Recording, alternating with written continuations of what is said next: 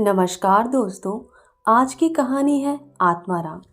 वेदु ग्राम में महादेव सोनार एक सुविख्यात आदमी था। वह अपने साइबान में प्रातः से संध्या तक अंगीठी के सामने बैठा हुआ खट खट किया करता था। यह लगातार ध्वनि सुनने के लोग इतने अभ्यस्त हो गए थे कि जब किसी साधारण से वह बंद हो जाती तो जान पड़ता था कोई चीज गायब हो गई है।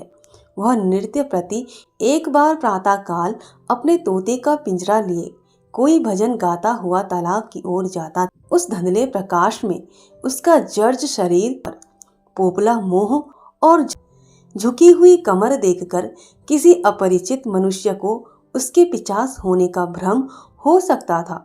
यूं ही लोगों के कानों में आवाज आती, सत गुरुदत्त शिवदत्त दाता, लोग समझ जाते कि भोर हो गई। महादेव का पारिवारिक जीवन सुखमय न था। उसके 3 पुत्र थे, 3 बहुएं थी, दर्जनों नाती पाते थे, लेकिन उसके बोझ को हल्का करने वाला कोई न था। लड़के कहते हैं, तब तक दादा जीते हैं, हम जीवन का आनंद भोग लें, फिर तो यह ढोल गले पड़ेगी ही। बेचारे महादेव को कभी कभी निराहार ही रहना पड़ता। भोजन के समय उसके घर में साम्यवाद का ऐसा गगनभेदी निर्घोष होता कि वह भूखा ही उठ आता और नारियल का हुक्का पीता हुआ सो जाता। उनका व्यावसायिक जीवन और भी अशांति कारक था। यद्यपि वह अपने काम में निपुण था, उसकी खटाई औरों से कहीं ज्यादा शुद्धिकारक और उसकी रासायनिक क्रियाएं कहीं ज्यादा कष्ट साध्य थी। तथापि उसे आए दिन शक्की और धैर्य शून्य प्राणियों के अपशब्द सुनने पड़ते थे। पर महादेव अविचलित गंभीर्य से सिर झुकाए सब कुछ सुना करता था। जो ही यह कलह शांत होता, वह अपने तोते की ओर देखकर पुकार उठता, सत गुरुदत्त शिवदत्त दाता। इस मंत्र को जपते ही उसके चित्त को पूर्ण शांति प्राप्त हो जाती थी। एक दिन संयोगवश किसी लड़के ने पिंजड़े का द्वार खोल दिया। तोता उड़ गया। महादेव ने सिंह उठाकर जो पिंजड़े की ओर देखा तो उसका कलेजा सन से हो गया। तोता कहाँ गया? उसने फिर पिंजड़े को देखा, तोता गायब था। महादेव घबराकर और इधर उधर खपरेलों पर निगाह दौड़ाने लगा। उसे संसार में कोई वस्तु अगर प्यारी थी तो वह यही तोता। लड़के वालों नाती पोतों से उसका जी भर गया था। लड़कों की चुलबुल से उसके काम में विघ्न पड़ता था। बेटों से उसे प्रेम न था, इसलिए नहीं कि वे निकम्मे थे, बल्कि इसलिए अपने आनंददायी कुल्हड़ों की नियमित संख्या से वंचित रह जाता था। पड़ोसियों से उसे चिढ़ थी, इसलिए कि वे अंगीठी से आग निकालने जाते थे। इन समस्त विघ्न बाधाओं से उसके लिए कोई पनाह थी तो यही तोता था। इससे उसे किसी प्रकार का कष्ट न होता था। वह अब उस अवस्था में था जब मनुष्य को शांति भोग के सिवा और कोई इच्छा नहीं रहती। तोता एक खपरेल पर बैठा था। महादेव ने पिंजरा उतार लिया और उसे दिखाकर कहने लगा, आ सत गुरुदत्त शिवदत्त दाता। लेकिन गांव और घर के लड़के एकत्र होकर चिल्लाने और तालियां बजाने लगे। ऊपर से कौवों ने काऊ काऊ की रट लगाई। तोता उड़ा और गांव से बाहर निकलकर एक पेड़ पर जा बैठा। महादेव खाली पिंजरा लिए उसके पीछे दौड़ा, सो दौड़ा। लोगों को उसकी द्रुतिगामिता पर अचंभा हो रहा था। मोह की इससे सुंदर, इससे सजीव, इससे भावमय कल्पना नहीं की जा सकती। दोपहर हो गई थी। किसान लोग खेतों से चले आ रहे थे। उन्हें विनोद का अच्छा अवसर मिला। महादेव को चिढ़ाने में सभी को मजा आता था। किसी ने कंकड़ फेंके, किसी ने तालियां बजाई, किसी ने। तोता फिर उड़ा और वहां से दूर आम के बाग में एक पेड़ की फुनगी पर जा बैठा। महादेव फिर खाली पिंजड़ा लिए मेंढक की भांति उचकता चला। बाग में पहुंचा तो पैर के तलुओं से आग निकल रही थी। सिर चक्कर खा रहा था। जब जरा सावधान हुआ तो फिर पिंजड़ा उठाकर कहने लगे, सत गुरुदत्त शिव दत्त दाता। तोता फुनगी से उतरकर नीचे की एक डाल पे आ बैठा, किंतु महादेव की ओर शशांक नेत्रों से ताक रहा था। महादेव ने समझा डर रहा है। वह पिंजड़े को छोड़कर आप एक दूसरे पेड़ की आड़ में छिप गया। तोते ने चारों ओर गौर से देखा, निसंसक हो गया, अतरा और आकर पिंजड़े के ऊपर बैठ गया। महादेव का हृदय उछलने लगा। सत गुरुदत्त शिवदत्त दाता का मंत्र जपता हुआ धीरे धीरे तोते के समीप आया और लपका कि तोते को पकड़ ले, किंतु तोता हाथ न आया। फिर पेड़ पर आ बैठा। शाम तक यही हाल रहा। तोता कभी इस डाल पर जाता, कभी उस डाल पर, कभी पिंजड़े पर आ बैठता, कभी पिंजड़े के द्वार पर बैठे अपने दाना पानी की प्यालियों को देखता और फिर उड़ जाता। बूढ़ा अगर मूर्तिमान मोह था तो तोता मूर्तिमयी माया। यहाँ तक कि शाम हो गई। माया और मोह का यह संग्राम अंधकार में विलीन हो गया। रात हो गई थी। चारों ओर निबिड़ अंधकार छा गया। तोता न जाने पत्तों में कहाँ छिपा बैठा था। महादेव जानता था कि रात को तोता कहीं उड़कर नहीं जा सकता और ना पिंजड़े ही में आ सकता है।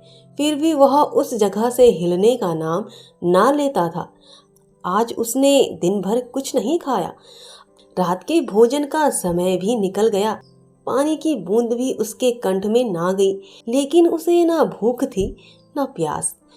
तोते के बिना उसे अपना जीवन निस्सार, शुष्क और सूना जान पड़ता था। वह दिन रात काम करता, इसलिए कि यह उसकी अंतः प्रेरणा थी। जीवन के और काम इसलिए करता था कि आदत इन कामों में उसे अपनी सजीवता का लेश मात्र भी ज्ञान न होता था। तोता ही वह वस्तु था जो उसे चेतना की याद दिलाता था। उसका हाथ से जाना जीव का देह त्याग करना था। महादेव दिन भर का भूखा प्यासा, थका मंदा रह रहकर झपकियां ले लेता था, किंतु एक क्षण में फिर चौंक कर आंखें खोल देता और उस विस्तृत अंधकार में उसकी आवाज सुनाई देती, सत गुरुदत्त शिवदत्त दाता। आधी रात गुजर गई थी। सहसा वह कोई आहट पाकर चौंका। देखा एक दूसरे वृक्ष के नीचे एक धुंधला दीपक जल रहा है और कोई आदमी बैठे हुए आपस में कुछ बातें कर रहे हैं। वे सब चिलम पी रहे थे। तंबाकू की महक ने उसे अधीर कर दिया। उच्च स्वर में बोला, सत गुरुदत्त शिवदत्त दाता, और उन आदमियों की ओर चिलम पीने चला गया।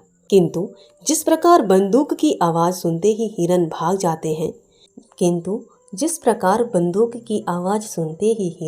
जाते हैं, उसी प्रकार उसे आता देख सबके सब उठ भागे। कोई इधर गया, कोई उधर गया। कोई महादेव चिल्लाने लगा, ठहरो ठहरो। एकाएक उसे ध्यान आ गया, ये सब चोर हैं। वह जारे से चिल्ला उठा, चोर चोर पकड़ो पकड़ो। चोरों ने पीछे फिर कर ना देखा। महादेव दीपक के पास गया तो उसे एक मनसा रखा हुआ मिला जो मोर्चे से काला हो रहा था। महादेव का हृदय उछलने लगा। उसने कलसे में हाथ डाला तो मोहरें थी। उसने एक मोहरे बाहर निकाली और दीपक के उजाले में देखा। हाँ, मोहर थी। उसने तुरंत कलसा उठा लिया और दीपक बुझा दिया और पेड़ के नीचे छिपकर बैठा रहा। साहसी चोर बन गया। उससे फिर शंका हुई, ऐसा ना हो चोर लौट आवे और मुझे अकेला देखकर मोहरें छीन ले। उसने कुछ मोहर कमर में बांधी, फिर एक सूखी लकड़ी से जमीन की मिट्टी हटाकर कई गड्ढे बनाए और उन्होंने महारों से भरकर मिट्टी से ढक दिया। महादेव के अध नेत्रों के सामने अब एक दूसरा जगत था, चिंताओं और कल्पना से परिपूर्ण। यद्यपि अभी को उसके हाथ से निकल जाने का भय था, पर अभिलाषाओं ने अपना काम शुरू कर दिया। एक पक्का मकान बन गया। सराफे की एक भारी दुकान खुल गई। निज संबंधियों से फिर नाता जुड़ गया। विलास की सामग्रियां एकत्रित हो गई। तब तीर्थ यात्रा करने चले और वहां से लौटकर बड़े समारोह से यज्ञ ब्रह्मभोज हुआ। इसके पश्चात एक शिवालय और कुआं बन गया, एक बाग भी लग गया और वह नित्य प्रति कथा पुराण सुनने लगा। साधु संतों का आदर सत्कार होने लगा। अकस्मात उसे ध्यान आया, कहीं चोर आ जाए तो मैं भागूंगा क्यों कर। उसने परीक्षा करने के लिए कलसा उठाया और 200 पग तक बेतहाशा भागा हुआ चला गया। जान पड़ता था उसके पैरों में पर लग गए हैं। चिंता शांत हुई, इन्हीं कल्पनाओं में रात व्यतीत हो गई। उषा का आगमन हुआ, हवा जागी, चिड़िया गाने लगी। सहसा महादेव के कानों में आवाज आई, सतगुरु दत्त शिवदत्त दाता, राम के चरण में चित लगा। यह बोल सदैव महादेव की जिह्वा पर रहता था। दिन में सहर्षों ही बार ये शब्द उसके मुंह से निकलते थे, पर उनका धार्मिक भाव कभी भी उसके अंतःकरण को स्पर्श ना करता था। जैसे किसी बाजे से राग निकलता है, उसी प्रकार उसके मुंह से यह बोल निकलता था, निरर्थक और प्रभाव शून्य। तब उसका हृदय रूपी वृक्ष पत्र वल्लभ विहीन था। यह निर्मल वायु उसे गुंजरित ना कर सकती थी, पर अब उस वृक्ष में कोपलें और शाखाएं निकल आई थीं। इन वायु प्रवाह से झूम उठा, गुंजित हो गया। अरुणोदय का समय था। प्रकृति एक अनुरागमय प्रकाश में डूबी हुई थी। उसी समय तोता पैरों को जोड़े हुए ऊंची डाल से उतरा, जैसे आकाश से कोई तारा टूटे, और आकर पिंजड़े में बैठ गया। महादेव प्रफुल्लित होकर दौड़ा और पिंजड़े को उठाकर बोला, आओ आत्माराम, तुमने कष्ट तो बहुत दिया, पर मेरा जीवन भी सफल कर दिया। अब तुम्हें चांदी के पिंजड़े में रखूंगा और सोने से मढ़ दूंगा। उसके रोम रोम के परमात्मा के गुणानुवाद की ध्वनि निकलने लगी। प्रभु तुम कितने दयावान हो, यह तुम्हारा असीम वात्सल्य है, नहीं तो मुझ पापी पतित प्राणी कब इस कृपा के योग्य था। इस पवित्र भावों से आत्मा विनहल हो गई। वह अनुरक्त होकर कह उठा, शत गुरुदत्त शिवदत्त दाता, राम के चरणों में चित लगा। उसने एक हाथ में पिंजड़ा लटकाया, बगल में कलसा दबाया और घर चला। महादेव घर पहुंचा तो अभी कुछ अंधेरा था। रास्ते में एक कुत्ते के सिवा और किसी से भेंट ना हुई, और कुत्ते को मोहरों से विशेष प्रेम नहीं होता। उसने कलसे को एक नाद में छिपा दिया और कोयले से अच्छी तरह ढककर अपनी कोठरी में रख आया। जब दिन निकल आया तो वह सीधे पुरोहित के घर पहुंचा। पुरोहित पूजा पर बैठे सोच रहे थे, कल ही मुकदमे की पेशी है और अभी तक हाथ में कौड़ी भी नहीं। यजमानों में कोई सांस भी लेता। इतने में महादेव ने पालागन की। पंडित जी ने मुंह फेर लिया।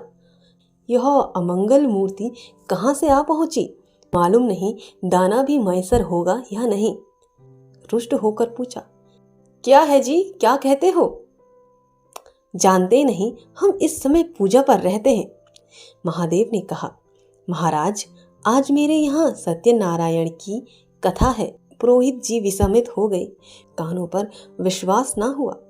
महादेव के घर कथा का होना उतनी ही असाधारण घटना थी जितनी अपने घर से किसी भिखारी के लिए भीख निकाल। पूछा, आज क्या है? महादेव बोला, कुछ नहीं, ऐसा इच्छा हुई कि आज भगवान की कथा सुन लूं। प्रभात ही से तैयारी होने लगी। वेदों के निकटवर्ती गांव में सुपारी फिरी। कथा के उपरांत भोज का भी नेवता था। जो सुनता आश्चर्य करता, आज रेत में दूब कैसे जमी। संध्या समय जब सब लोग जमा हो और पंडित जी अपने सिंहासन पर विराजमान हुए, तो महादेव खड़ा होकर उच्च स्वर में बोला, भाइयों, मेरी सारी उम्र छल कपट में मैंने न जाने कितने आदमियों को दगा, कितने खरे का खोटा किया, पर अब भगवान ने मुझ पर दया की है। वह मेरे मुंह की कालिख को मिटाना चाहते हैं। मैं आप सब भाइयों से ललकार कर कहता हूँ कि जिसका मेरे जिम्मे जो कुछ निकलता हो, जिसकी जमा मैंने मार ली हो, जिसके चौखे माल का खोटा कर दिया हो, वह आकर अपनी एक एक कौड़ी चुका ले। अगर कोई यहाँ ना आ सका हो तो आप लोग उससे जाकर कह दीजिए कल से 1 महीने तक जब जी चाहे आए और अपना हिसाब चुकता कर लें, गवाही साखी का काम नहीं। सब लोग सन्नाटे में आ गए। कोई मार्मिक भाव से सिर हिलाकर बोला, हम कहते ना थे। किसी ने अविश्वास से कहा, क्या खाकर भरेगा, हजारों का टोटल हो जाएगा। एक ठाकुर ने ठोडली की, और जो लोग सुरधाम चले गए। महादेव ने उत्तर दिया, उसके घर वाले तो होंगे, किंतु इस समय लोगों को वसूली की इतनी इच्छा न थी जितनी यह जानने की कि इसे इतना धन मिल कहां से गया। किसी को महादेव के पास आने का साहस ना हुआ। देहात के आदमी थे, गड़े मुर्दे उखाड़ना क्या जाने। फिर प्रायः लोगों को याद भी ना था कि उन्होंने महादेव से क्या पाना है, और ऐसे पवित्र अवसर पर भूल चूक हो जाने का भय उनका मुंह बंद किए हुए था। सबसे बड़ी बात यह थी कि महादेव की साधुता ने उन्हें वशीभूत कर लिया था। अचानक पुरोहित जी बोले, तुम्हें याद है मैंने एक कंठा बनाने के लिए सोना दिया था, तुमने कई मार्शे तोल में उड़ा दिए थे। महादेव, हाँ याद है, आपका कितना नुकसान हुआ होगा? पुरोहित, 50 रुपए से कम ना होगा। महादेव ने कमर से 2 मोहरें निकाली और पुरोहित जी के सामने रख दी। पुरोहित जी की लोलुपता पर टिकाएं होने लगी। यह बेईमानी है, बहुत हो तो 2-4 रुपए का नुकसान हुआ होगा, बेचारे से 50 रुपए ऐंठ लिए। नारायण का भी डर नहीं, बनने को पंडित पर नीयत ऐसी खराब। राम राम। लोगों को महादेव पर एक श्रद्धा सी हो गई। 1 घंटा बीत गया पर उन सहस्रों मनुष्यों में से एक भी खड़ा ना हुआ। तब महादेव ने फिर कहा, मालूम होता है आप लोग अपना अपना हिसाब भूल गए हैं, इसलिए आज कथा होने दीजिए। मैं 1 महीने तक आपकी राह देखूंगा, इसके पीछे तीर्थ यात्रा करने चला जाऊंगा। आप सब भाइयों से मेरी विनती है कि आप मेरा उद्धार करें। 1 महीने तक महादेव लेनदारों की राह देखता रहा। रात को चोरों के भय से नींद न आती, अब वह कोई काम न करता। शराब का चस्का भी छूटा। साधु अभ्यागत जो द्वार पर आ जाते, उनका यथा योग्य सत्कार करता। उनका दूर उसका सुयश फैल गया। यहाँ तक कि महीना पूरा हो गया और एक आदमी भी हिसाब लेने ना आया। अब महादेव को ज्ञान हुआ कि संसार में कितना धर्म, कितना सद्व्यवहार है। अब उसे मालूम हुआ कि संसार बुरों के लिए बुरा है और अच्छे के लिए अच्छा। इस घटना को हुए 50 वर्ष बीत चुके हैं। आप वेदों जाइए तो दूर ही से एक सुनहला कलश दिखाई देता है। वह ठाकुर द्वारे का कलश है। उससे मिला हुआ एक पक्का तालाब है जिसमें खूब कमल खिले रहते हैं, जिसमें उसकी मछलियां कोई नहीं पकड़ता। तालाब के किनारे एक विशाल समाधि है, यही आत्माराम का स्मृति चिन्ह है। उसके संबंध में विभिन्न किंवदंतियां प्रचलित। कोई कहता है वह रतन जटित पिंजड़ा स्वर्ग को चला गया, कोई कहता वह सद्गुरुदत्त कहता हुआ अंत ध्यान हो गया। पर यथार्थ यह है कि उस पक्षी रूपी चंद्र को किसी बिल्ली रूपी राहु ने ग्रस लिया। लोग कहते हैं आधी रात को अभी तक तालाब के किनारे आवाज आती है। सतगुरुदत्त शिवदत्त दाता राम के चरण में चित लगा। महादेव के विषय में भी कितनी ही जनश्रुतियां हैं। उनमें सबसे मान्य यह है कि आत्माराम के समाधिस्थ होने के बाद कई सन्यासियों के साथ हिमालय चला गया और वहां से लौटकर ना आया। उसका नाम आत्माराम प्रसिद्ध हो गया। धन्यवाद दोस्तों, आशा है आपको यह कहानी पसंद आई हो।